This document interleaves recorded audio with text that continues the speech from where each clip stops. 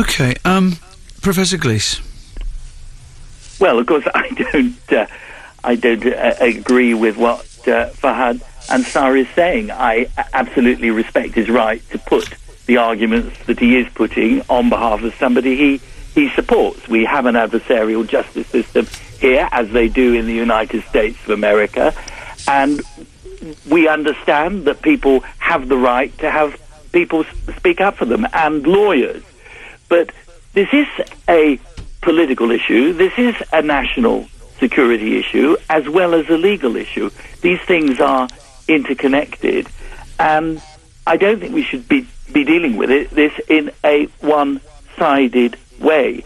The young bloke that was hacking into American computers, Gary McKinnon, I talked about that. It's very, very tough for him and for his parents that he should be extradited to the United States. However, the offences, the alleged offences, are alleged offences against targets in the United States. And that makes it lawful for him to be extradited according to the 2003 extradition law.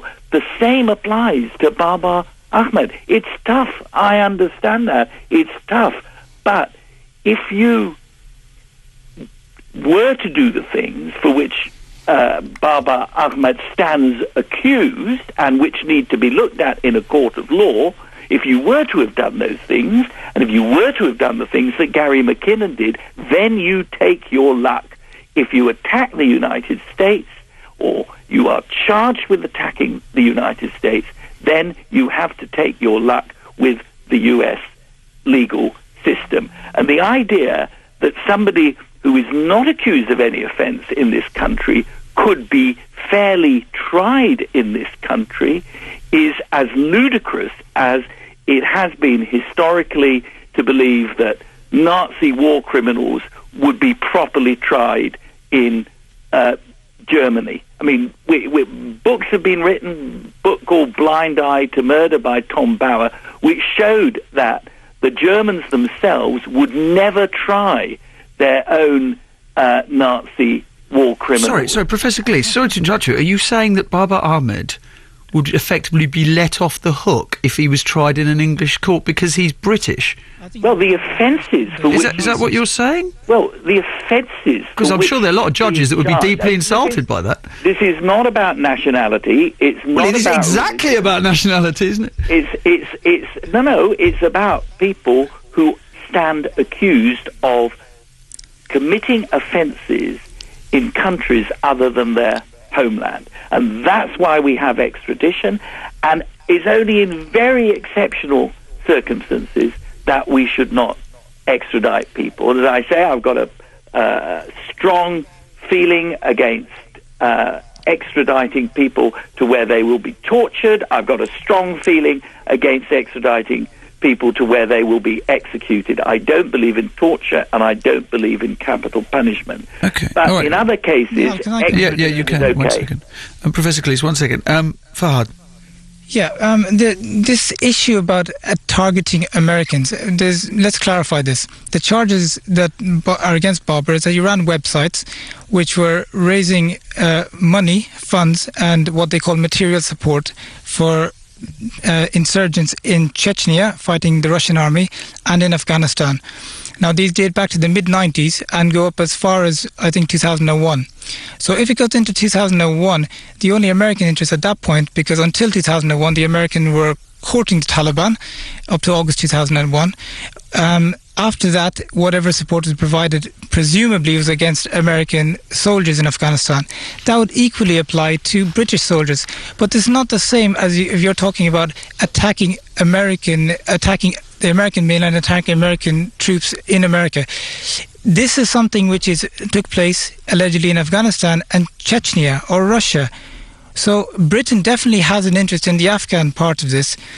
In terms of the US military warships, the person who Babar was allegedly in contact with was himself acquitted of any act of terrorism in the United States. So that charge drops as well. Okay. Sorry. So to interrupt you, Fahad, but if there is such underwhelming evidence against Baba, why doesn't he just go to America and face the music, as it were, and prove his innocence, if indeed he is innocent? Because if you're saying, look, there's no case to answer, surely the American judges, in the same way that we argue that the American extradition system patronises perhaps the British legal system, are we not patronising the American legal system by saying, no, he can't possibly go over there? If the case is as watertight in terms of his innocence as you're making it out to be, then what's the problem? He would be a free man now, wouldn't he? If he'd just gone in the first place. Well, okay, good point. Let me answer that in two ways.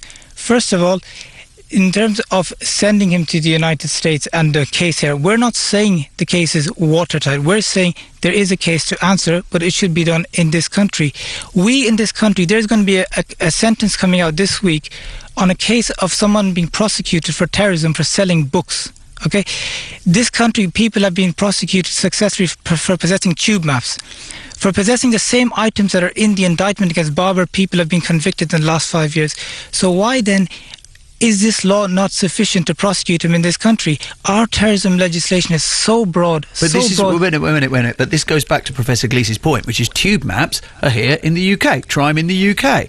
If he is looking at US Navy movement, then he is directing an attack on US personnel, US servicemen, and that is an act of war against the United States of America. And that's also, the problem is that it's not just tube maps. Whatever other allegations of the books he was found in his house, these are all offences in this country. Now, the naval allegations, as I explained earlier, the person he's meant to be in contact with was found not guilty of that, so that doesn't stand anymore. So we're going back to the website itself.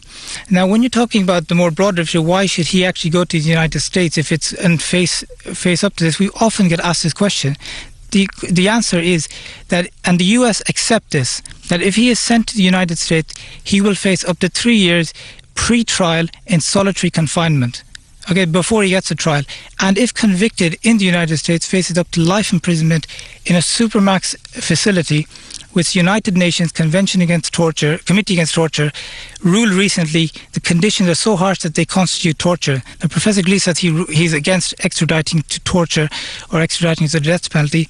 Well, the New York Bar Association, the United Nations Committee Against Torture, and a number of other human rights organizations have all concluded that the prison conditions in the supermax facility where the US have said they will hold Babar is a violation of his human rights. It constitutes torture. Well, does that then change your mind, Professor Glees? No, not at all. I mean, I think the Fahad Ansari said it when he said there is a case to answer.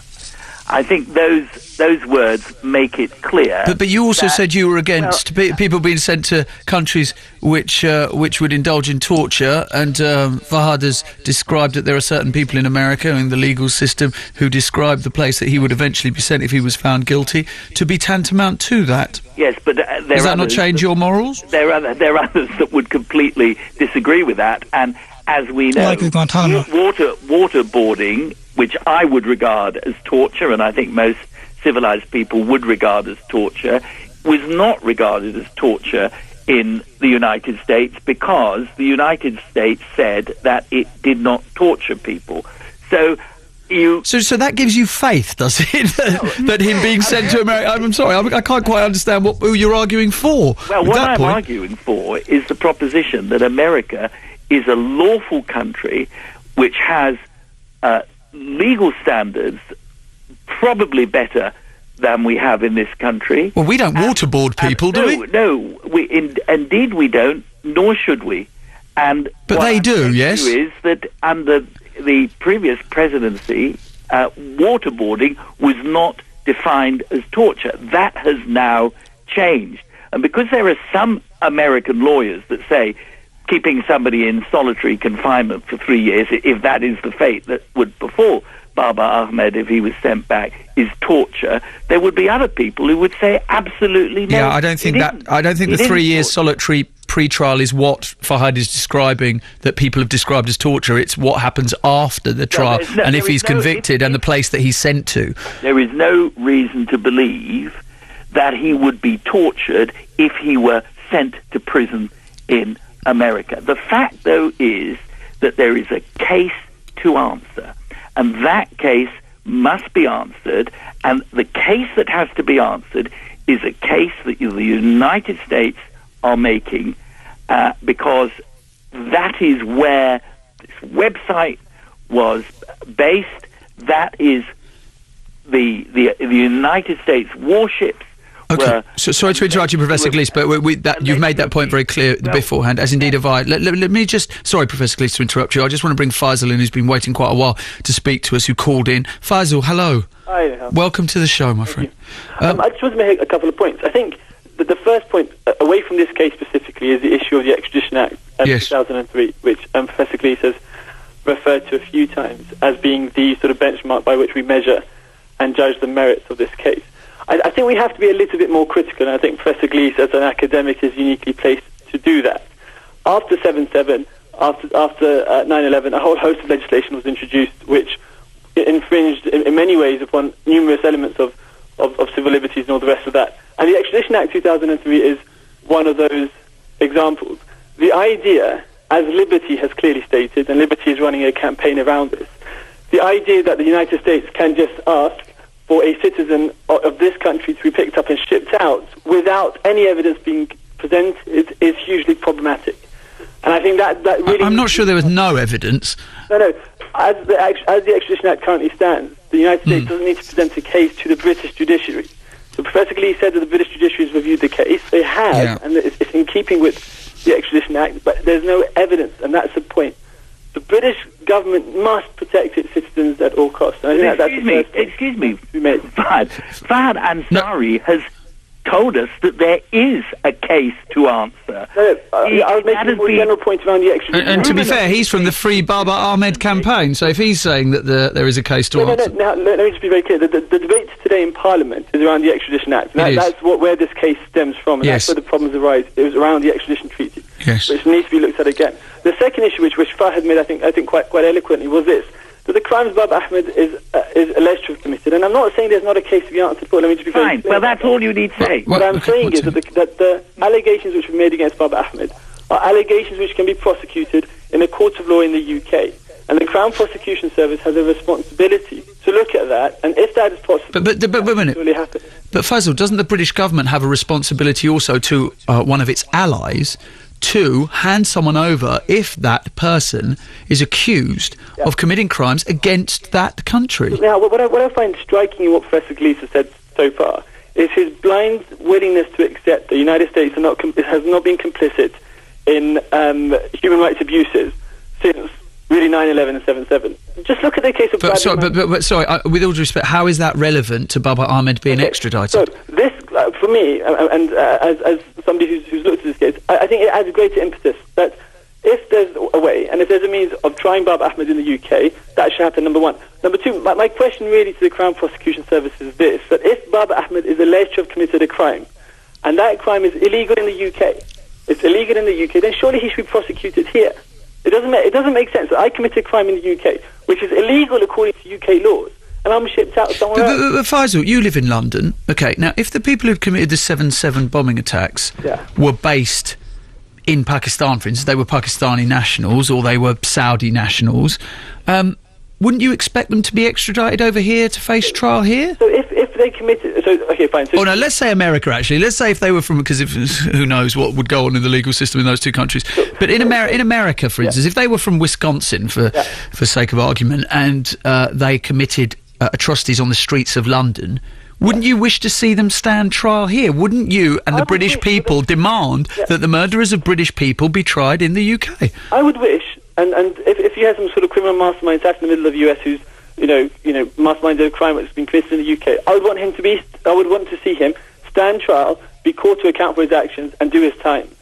The British... regardless of the country? Regardless, as long as you've got faith in the judiciary system. Come on, this is the UK, this is not Pakistan. Babar Ahmad's not going to pay a judge or pay a lawyer and walk scot-free. Let's have some faith in our judiciary system.